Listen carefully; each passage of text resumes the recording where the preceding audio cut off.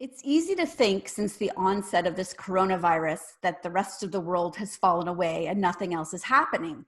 But people are still dealing with big issues like cancer. Renee Kaiman is a married mom of two. She was diagnosed with early stage breast cancer in March of 2015 and learned it spread and was terminal in 2017. In the face of this diagnosis, Renee is thriving and is here today to share some of the wisdom that she's learned and acquired on this journey. Welcome to the show, Renee. Thank you so much for having me. I am so glad you're joining me today because I feel that you can offer people some really great insight into dealing with adversity, in this what is essentially a crisis. And I read something the other day. People say we're not in the same boat; we're in the same storm. Right.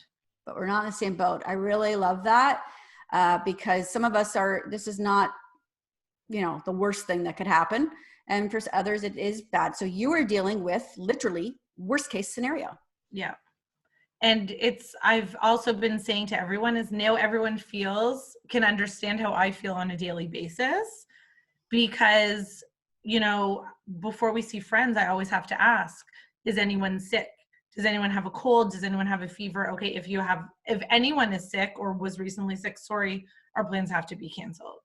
Right. So I'm used to kind of doing that. I'm used to wearing a mask if I need to, and I'm used to staying home if I don't feel good or if I just need like an afternoon of rest. Right. So cancer didn't go away because of this for you. You still have to deal with the realities of this every day. Yeah. Speaking of which, tell me a little bit about what it's like at a hospital right now for cancer. It's really eerie. So I had to go the beginning of April for a CT scan. And when I walked in, so they blocked off all the doors and just have two revolving doors that are open. So one way in, one way out. And when you walk in, there's like people in hazmat suits. No one will talk to you until you Purell your hands, which is like so wacky. But I came prepared with gloves and a mask, and I Purelled my hands, and then they ask you why you are here. And then they ushered me in to talk to one person who was literally sitting in like one of those boxes with the plexiglass, like they were sitting in a plexiglass box. Everyone was in hazmat suits, and I needed to get a sticker saying that I didn't have a fever, I wasn't traveling, and that I was able to be in the hospital. And then when I went up to the CT scan waiting room, which is usually packed with people, I was the only person there. And that was the first time since March 13th or March 12th, really, that I had seen someone else other than my family. And usually, I'm not, I'm neutral to these people working at the hospital. And I, just kept thanking them for doing what they're doing and being at work so that I could still get my scans. And then it was just so nice to see another face and talk in close proximity to someone. I love that you said that, by the way, that you in the past you were neutral to these people. It's funny how our appreciation of people who are doing amazing things every single day outside of this pandemic, they are amazing every day, our frontline workers. And so, I appreciate that you said that because it's important to know that they are still there dealing with these very real issues with people, and they're having to do it under crazy circumstances. And I can't imagine the stress that they must feel coming into work. Yeah. That I think it's just really important for everyone to acknowledge the hard work they're doing in order for me to be able to go and get my scans, which was something 3 months ago that was just, I walked in and I did what I needed to do and I didn't think twice about it. Right. So in the face of this, I think that you can offer a lot of us some lessons in resiliency. And so what are, maybe a few key things you learned through your journey with cancer that could help people right now who are dealing with coping with this?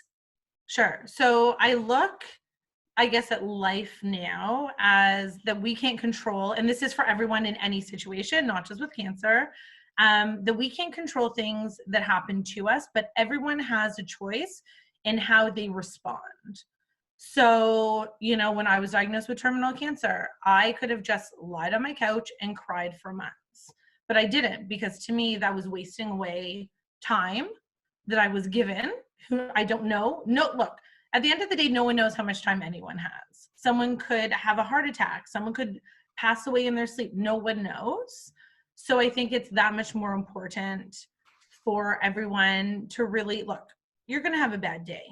Everyone's going to have a bad day. I'm not perfect, but we want to make the best of the time that we have. And that's really what has been overriding my life for these 2.5 years. Right. So you make a conscious decision every day. We were talking earlier about, one of the aha moments for you was, why am I wishing the week to get to Friday? Yeah. Why not just enjoy Monday? Yeah. And so, like I'd said, I love the musical Rent. I was a Renthead from the time I was 16 years old. I followed it all over North America. I recently got the tattoo with a friend that says "No day but today." And I think it's really important for everyone just to focus on today. And even when I was going through chemo and through radiation, I really focused on, let me focus on today. Because if I was in chemo focusing on the fact that I was having a double mastectomy in 4 months, how would I function? I wouldn't be able to function, because I would be so concerned with what's going to happen 4 months from now. But why? Let me just enjoy today. Mm-hmm. And that's going to obviously look very different for everyone. And especially during this pandemic, we can't really leave our houses, but there's lots of wonderful things that we can do, like find a new hobby. Maybe it's reading the books that you've always wanted to read. Buying some fun arts and crafts off of Amazon. And I think as well, it's giving ourselves some forgiveness. Yeah. Because there's also this sort of pressure, I've heard it termed productivity porn, like that you have to, pick up a new skill. You can give yourself a little forgiveness if you don't as well. 100. Look, like I've been binge watching shows on Netflix, and now my worry is that they can't come out with new shows. What am I going to do? You've actually got to the end of Netflix. I feel like my husband and I never got into Grey's Anatomy, and we chose it because there's 15 seasons. Yeah. It could take us through this entire pandemic. Yeah. And that's a great show, by the way. I'm totally going off, but it is a great show. So do you chronicle this journey on your blog? Yeah, so I do on my blog and also on Instagram. I just find it's easier to throw up a picture with a blurb. So I chronicle it there in a way that, and I've written this many times, it's to inspire everyone, but ultimately it's a love letter to my kids. I love that. So that they're one day going to have a whole compilation of posts and pictures. And in between, I hope that it inspires, obviously, everyone, all of my followers who are reading it, but ultimately it's for them. Well, I know that you've inspired me. I am incredibly honored that you joined me today.